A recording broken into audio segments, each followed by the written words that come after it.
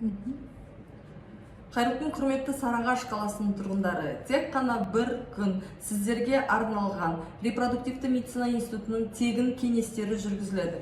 Біздің Қазақстан Республикасының президентінің жолдауы барысында аңсаған сәби бағдарламасы аясында 2021 жылға квота бойынша эко бағдарламасы іріктеу жүргізіледі. Іріктеу жүргізуші дәрігерлер, репродуктологтар дәрігерлер Есенгулова Әсел Мұхаммедказиевна, Қожасбаева Мадина Жұмабаевна. Жүргізілу күні 22 қазан 2020 жылы таңғы сағат 9-дан кешкі сағат 6-ға дейін.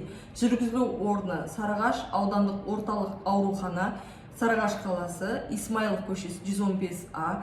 Тіркелу номері, телефон номер 8771 934 34 34. Келіңіздер, тіркеліңіздер, асығыңыздар. Тек қана бір күн, уақыт шектеулі. Кездескенше Сарыағаш қаласында.